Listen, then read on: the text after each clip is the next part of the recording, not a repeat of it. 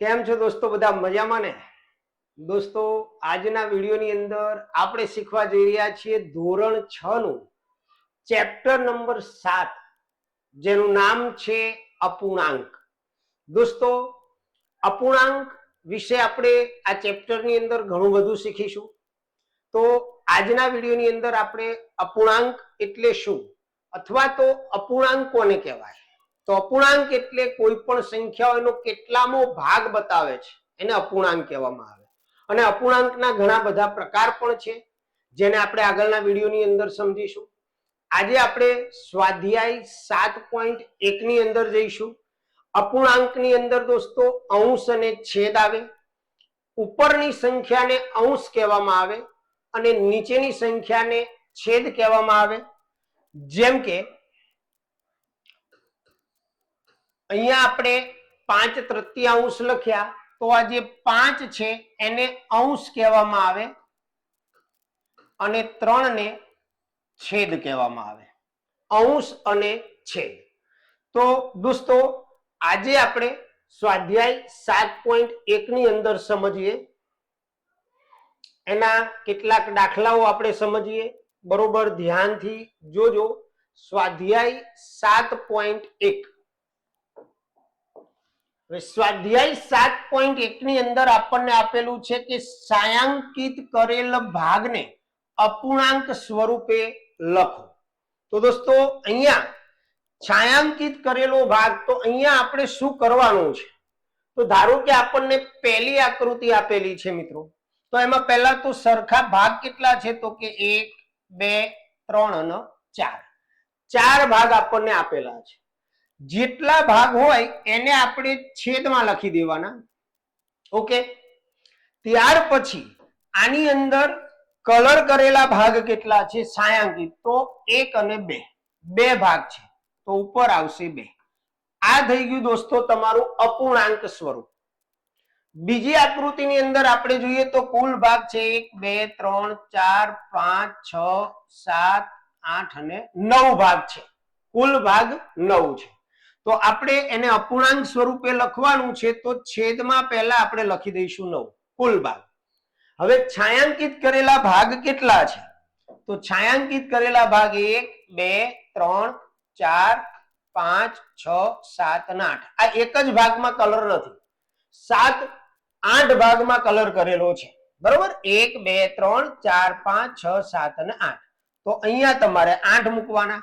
8, 9 mouse. આ થઈ ગયું તમારું આપેલ ચિત્રનું અપૂર્ણાંક સ્વરૂપ. આગળ ત્રીજી આકૃતિની અંદર મિત્રો જોઈએ તો આપણને બોલ બતાવેલા છે. કેટલા છે? તો 1, 2, 3, 4, 5, 6, 7, 8 ભાગ છે. તો છેદમાં લખીશું કુલ બોલ 8. હવે એમાં છાयांकित કરેલા ભાગ 1, 2, 3 અને 4 છે. તો ઉપર અંશમાં આવશે 4. તો 4 અષ્ટમાંશ. લાસ્ટ આકૃતિની વાત કરીએ આપણે, તો એની અંદર 1, 2, 3 અને 4 ભાગ છે. તો છેદની અંદર 4. હવે છાयांकित કરેલો ભાગ 1 છે, તો ઉપર 1. આ થઈ ગયું તમારું અપૂર્ણાંક સ્વરૂપ. ઓકે. તો આ રીતે તમે છાयांकित કરેલા ભાગને અપૂર્ણાંક સ્વરૂપે લખી શકો. જો આપણે નીચે આકૃતિઓ જોઈશું. ત્યાર પછી આપેલ આકૃતિ જે 5મી છે એની અંદર તમે ગણીશું તો 1, 2, 3, 4, 5, 6 અને 7 ભાગ છે. તો છેદમાં લખીશું મિત્રો 7. હવે એમાં છાयांकित કરેલા ભાગ કેટલા છે? તો 1 અહીંયા છાयांकित કરેલો છે ને અહીંયા 3 ભાગ છાयांकित કરેલા છે. તો અંશમાં લખીશું 3. 3 સપ્તમાંશ. અહીંયા આપણને ફૂલના ચિત્રો આપેલા છે.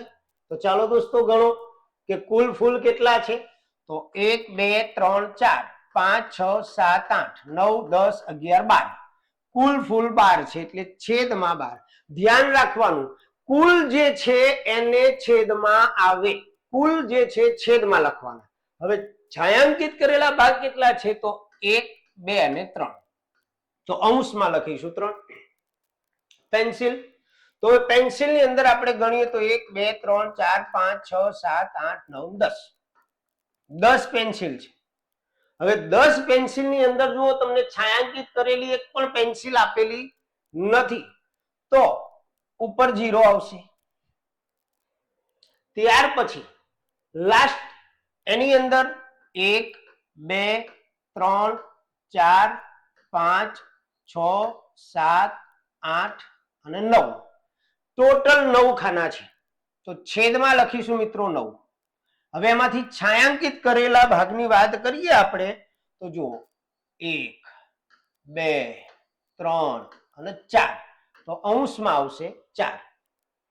આપેલ ફૂલની અંદર વાત કરીએ તો 1 2 3 4 5 6 7 અને 8 ભાગ છે. તો છેદમાં લખીશું 8.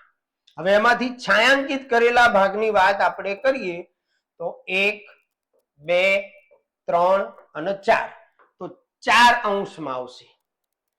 આની વાત કરીએ આપણે તો 1 2 3 4 5 6 7 અને 8 ભાગ છે.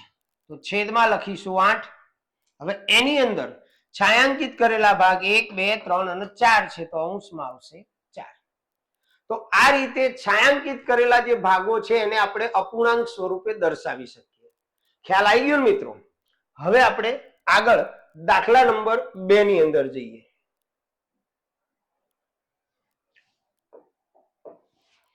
હવે દાખલા નંબર જે 2 છે એની અંદર આપણે સમજીએ કે અહીંયા આપણને સૂચના આપેલી છે કે આપેલ અપૂર્ણાંક મુજબ રંગ ભરો. તો અહીંયા તમે જુઓ પહેલી આકૃતિમાં આપણને અપૂર્ણાંક આપેલો છે 1/6. કુલ ભાગ કેટલા છે? 6 ગણેલો, 6 ભાગ છે. ઓકે, 1 2 3 4 5 અને 6.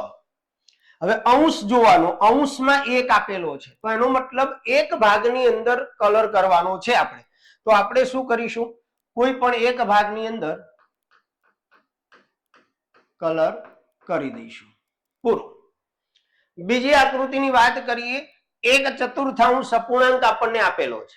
હવે એમાં કુલ ભાગ જો છેદમાં 4 છે એટલે કુલ ભાગ 4 છે. 1 2 3 અને 4. હવે એમાં અંશમાં આપણને 1 આપેલો છે તો તમારે કોઈ પણ એક ભાગની અંદર કલર કરી દેવાનો છે. એટલે કે પેન્સિલ વડે તમારે છાयांकित કરી દેવાનું છે. ક્લિયર? ત્યાર પછી 1/3 આપેલું છે, 3 ભાગ છે આપણી પાસે, અંશમાં 1 આપેલું છે તો કોઈ પણ એક ભાગની અંદર તમારે કલર કરી દેવાનો છે. ત્યાર પછી નીચે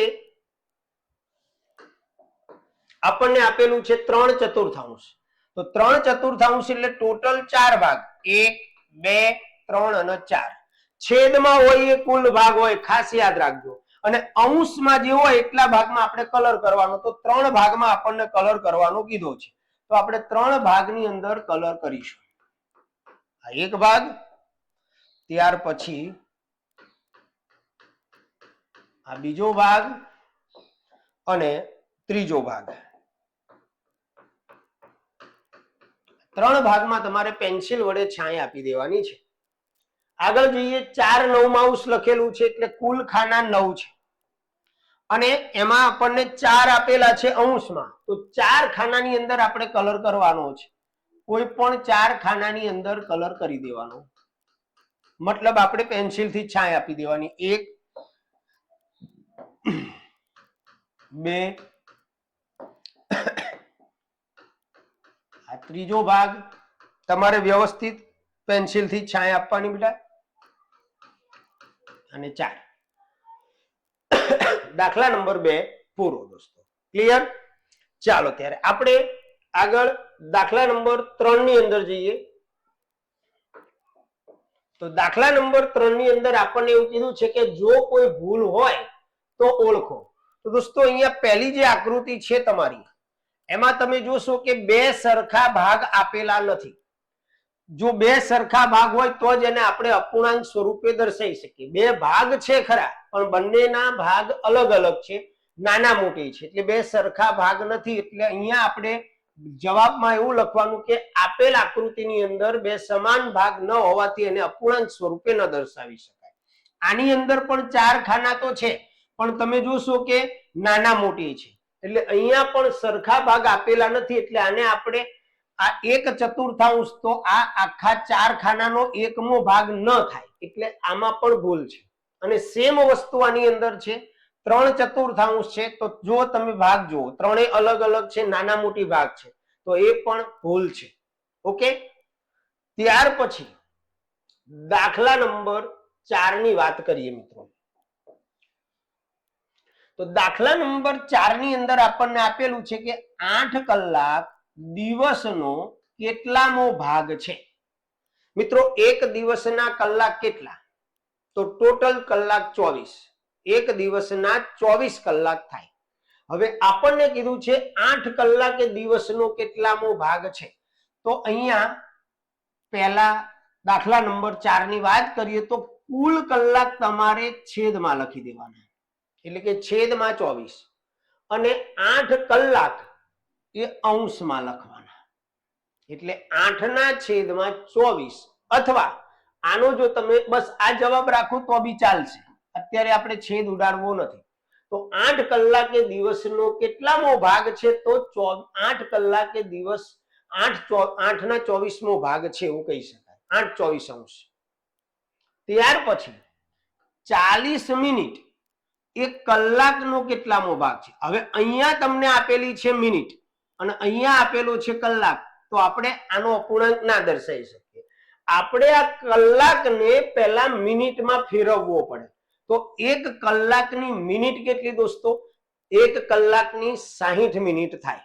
તો ધ્યાન રાખજો, કલાકની 60 મિનિટ થાય એટલે છેદમાં આવશે 60 અને 40 મિનિટ અંશમાં આવશે. તો 40/60 આ તમારો જવાબ આવશે. અને આને અતિ સંક્ષિપ્ત રૂપ આપણે આગળ શીખીશું, પછી તમે આપવું હોય તો આપી શકો. અત્યારે 40/60 લખાય. ચાલો છઠ્ઠો દાખલો, બહુ સરસ. આર્યા, અભિમન્યુ અને વિવેક 3 મિત્રો છે, ભોજનના ભાગ પાડે છે. આર્યા 2 સેન્ડવિચ લઈ આવે છે, એક શાકભાજીની અને બીજી જામની બનેલી 2 સેન્ડવિચ લાવે છે. આ 2 છોકરાઓ એટલે કે આર્યા સિવાયના અભિમન્યુ અને વિવેક એ તેમનું ભોજન ભૂલી ગયા. આર્યા તેની સેન્ડવિચ આપવા માટે તૈયાર થાય છે કે જેથી દરેક વ્યક્તિને સમાન સેન્ડવિચનો ભાગ આવે. તો આર્યા, પહેલો પ્રશ્ન આપણને આપેલો છે કે આર્યા તેની સેન્ડવિચ કેવી રીતે વહેંચશે જેથી બધાને એક સમાન ભાગ મળે? તો દોસ્તો પહેલા તો આપણે સેન્ડવિચની વાત કરીએ તો સેન્ડવિચ જે છે આ રીતની હોય. હવે એમાંથી 3 વ્યક્તિઓ છે, તો આના 3 સરખા ભાગ પાડવા પડશે. આ સેન્ડવિચના 3 સરખા ભાગ પાડવા પડશે અને એ 3 ભાગમાંથી એક ભાગ એ તમારે 2 મિત્રોને વહેંચવાનો છે. હવે એવી કેટલી સેન્ડવિચ છે? 2. બરોબર, 2 માં સેમ વસ્તુ થશે. 2 સેન્ડવિચ છે, એક વેજીટેબલ સેન્ડવિચ છે શાકભાજીની અને એક જામની બનેલી સેન્ડવિચ.